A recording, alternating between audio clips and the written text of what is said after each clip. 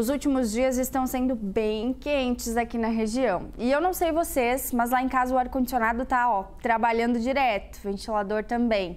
Só que aí de vez em quando a gente sente uma dorzinha de garganta, fica espirrando, nariz escorrendo e tem até relatos de pessoas que têm sangramento no nariz. Será que isso tudo tem a ver com esses aparelhos climatizadores que a gente está usando agora? Para falar sobre o assunto, eu estou recebendo aqui no estúdio o pneumologista Renato Piuco Matos. Boa tarde, Renato. Seja bem-vindo ao Ver Mais. Boa tarde, Raquel. Boa tarde aos telespectadores do Ver Mais. É um prazer estar aqui falando com vocês. Sempre muito bom a gente falar sobre saúde por aqui. E eu quero começar te perguntando como é que esse tempo quente, abafado e, dependendo do dia, seco, impacta na nossa saúde? Então, essa é uma ótima pergunta porque ele realmente impacta bastante. Com o tempo mais seco, a gente costuma fazer mais uso de ar-condicionados ou até mesmo ventiladores. E isso influencia diretamente a nossa saúde respiratória. O ar seco ele pode ressecar as vias aéreas, ele pode trazer algumas repercussões na parte respiratória, principalmente quem já tem problemas respiratórios, seja asma, DPOC, rinites principalmente, e isso acaba interferindo. O ar condicionado, ele deixa o ar um pouco mais seco, então o uso de repente umidificadores, lavagem nasal pode ajudar a amenizar os efeitos do ar condicionado, E o uso de ventiladores pode eventualmente subir um pouco mais poeira.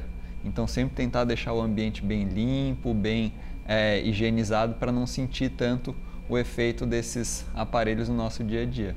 A gente vê bastante o uso dessa prática da lavagem nasal durante o inverno, quando ataca a sinusite, por exemplo. Então agora no verão também é bom. Também, porque deixa a via aérea muito seca, E o uso de lavagem com soro fisiológico, por exemplo, umidifica as vias aéreas, umidifica a via aérea superior e ajuda no combate a esse ar mais seco que a gente costuma ter nessa época do ano. Essa situação de sangramento no nariz que algumas pessoas têm, está relacionada também ao ar seco? Pode estar relacionado, ela pode secar um pouquinho os vasos, desencadeando o que a gente chama de epistaxe, que é um sangramento nasal, que pode ser eventualmente mais leve, mas em casos mais graves pode até levar o paciente a procurar o pronto atendimento ou a emergência quando tem um sangramento um pouco maior. Eu acho, inclusive, que é interessante a gente abordar essa questão, doutor. Alguns sintomas, como que eu comentei, uma garganta doendo, coçando, o nariz escorrendo, esse sangramento, podem ser considerados comuns. Tem algum tipo de sintoma que advém desse ar seco, que pode ser considerado grave aí é necessário buscar ajuda médica? Eu acho que essa é uma ótima pergunta, A gente tentar entender o que é normal, do que pode ser um caso um pouco mais grave. Os principais fatores de risco que a gente tem que ficar atento são a falta de ar, pessoas que realmente acabam começando com um pouco mais de cansaço, falta de ar, pessoas que começam com chiado no peito, que é aquele gatinho, ou como os antigos mais chamavam, o apianço, chiado no peito também preocupa um pouco mais, e também quando começa com muita tosse, A tosse realmente é um marcador aí que as coisas não estão totalmente dentro do esperado. A tosse é um mecanismo de defesa, uma pouca tosse, uma tosse leve não preocupa tanto, mas uma tosse mais catarrada, uma tosse mais frequente, mais intensa, a gente realmente tem que pensar em procurar ajuda, E aí você comentou do ar-condicionado e do ventilador. O ventilador em especial, quando tem poeira, ele levanta a poeira do ambiente. E o ar-condicionado tem a questão do filtro. Às vezes o pessoal fica meio preguiçoso, não limpa com tanta frequência. Tudo isso impacta. Qual que é a orientação? Eu acho essa uma ótima pergunta, porque a maior parte dos meus pacientes me perguntam o que é melhor, É melhor o ar ou é melhor o ventilador? Pois é. Os dois têm prós e contras, Como tu mesmo falou, o ar tem filtro, tá? Porém, o filtro tem que ser higienizado.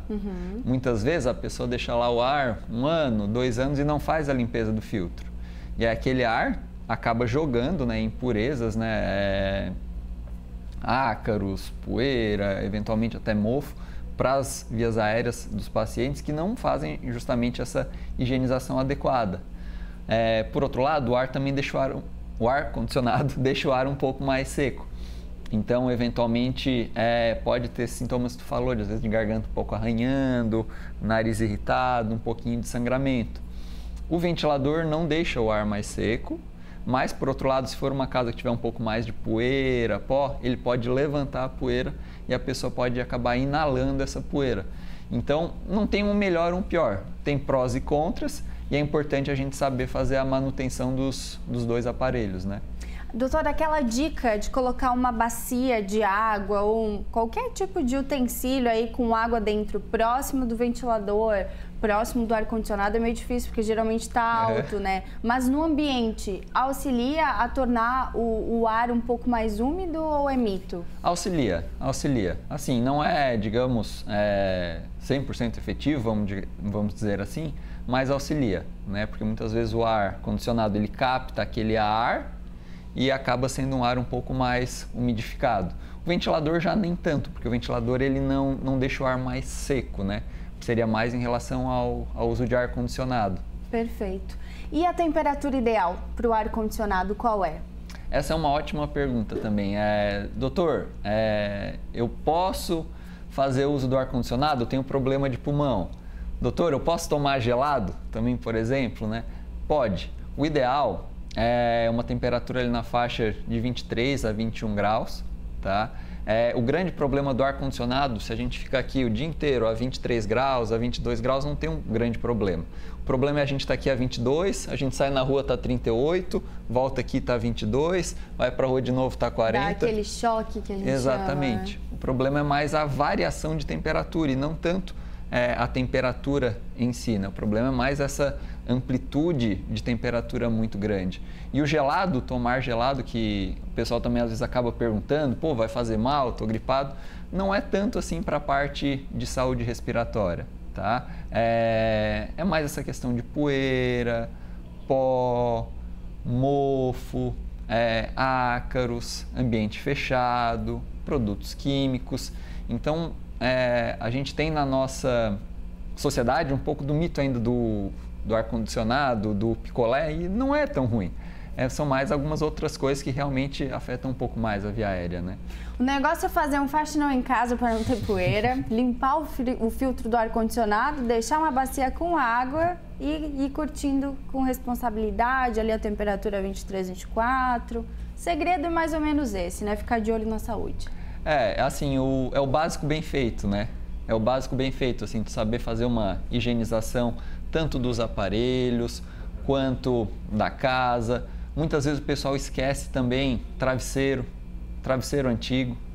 O travesseiro, a gente dorme ali 8 horas por noite.